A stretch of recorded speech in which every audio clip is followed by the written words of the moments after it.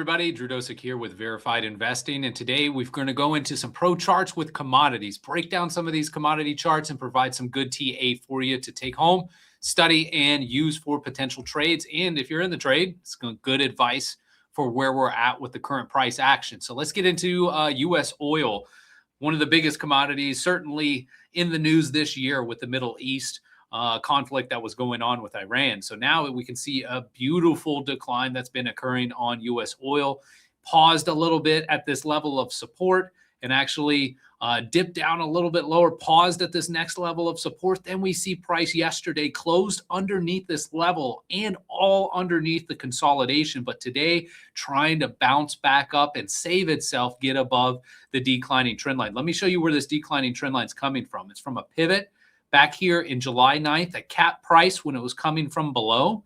And then once we did get above, notice how when we got above, it actually bounced and continued moving up from that area. So that's the trend line that is in question near term right now. So for the upside on U.S. oil, if you're a bull, you want to see price get back above 69.58 and close above that range. That way it would put price back into consolidation, giving it a chance to push up to 75.56. If we get rejected here at this declining trend line, next support 64.60, followed by $62.33.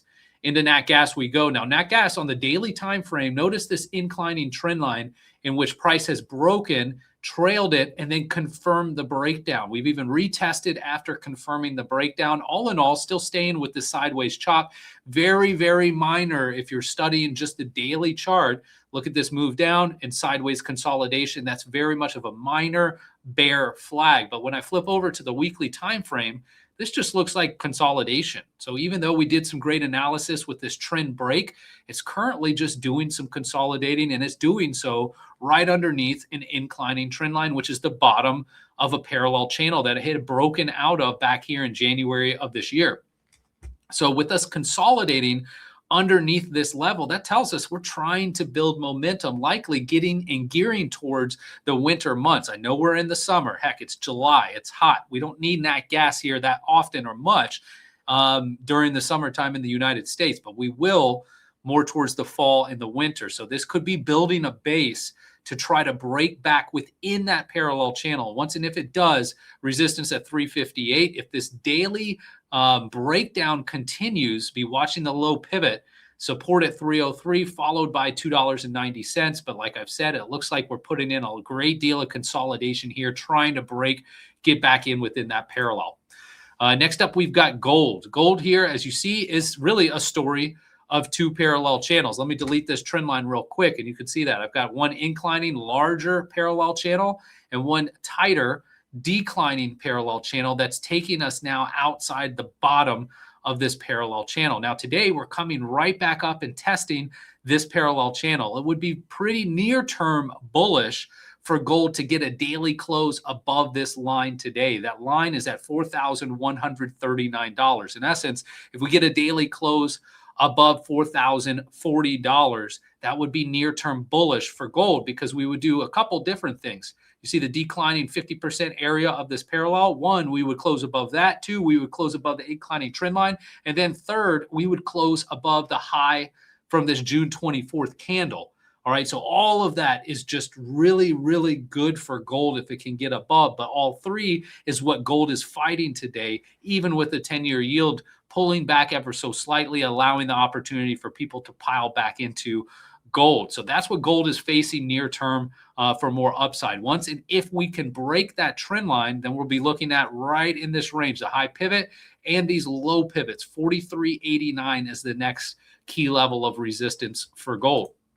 Next up into silver, also pushing up ever so slightly, but you see I've got a declining trend line highlighting the fact that that is going to be the next level of resistance for silver as early as tomorrow, which will be Monday since the markets are closed tomorrow. $63.43 should be that resistance. Notice how we're not really contending with closing above the top of this red candle, at least for now.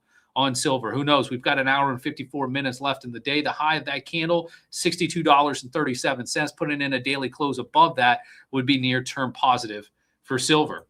Into copper, guys, I wanted to cover this chart as well. And we've got copper mainly contained in an inclining parallel channel. But you see another inclining trend line that I have from this pivot back in January of 2023.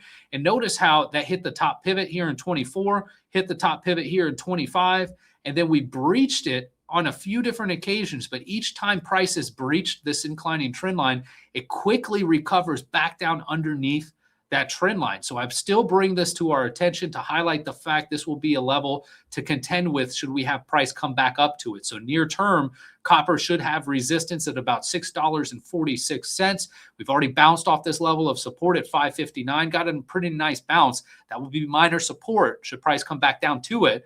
Following that level, the next support is on the 50% area of this parallel, $5.80, just beneath this low pivot from May 4th. So interesting to see that copper, even though it's had great surges, it keeps getting sold off whenever price, in essence, get above this trend line.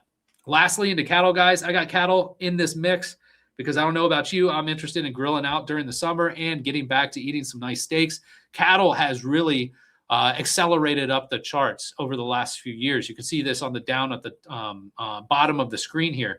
All this is back in 2022 here, where this parallel started in June of 2021 with $1.12 price point on the live cattle cash contracts.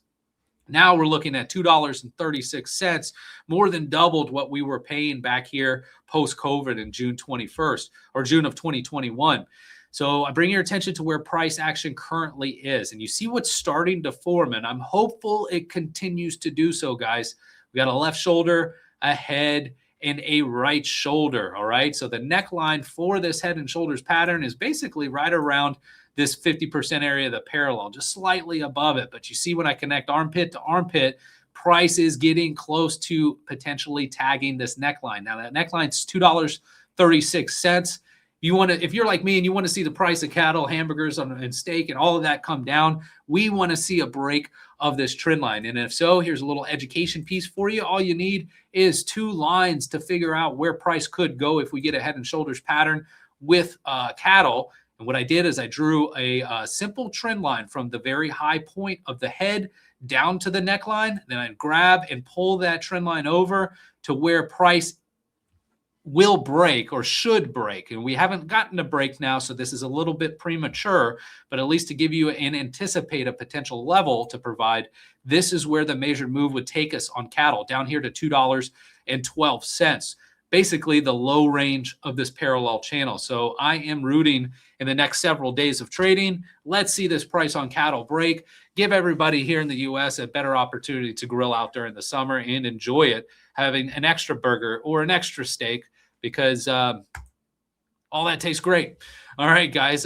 Thanks again for tuning in and watching today's video. My name is Drew Dosek at Verified Investing. We've got all of these videos free for you guys to watch, learn, and start picking up new techniques, much like a measured move I showed you on the head and shoulders pattern. Fingers crossed it actually plays out, and we'll see in the coming weeks if it does. Until then, guys, thank you again for watching, and we look forward to seeing you next time right here on the charts. Take care, everybody.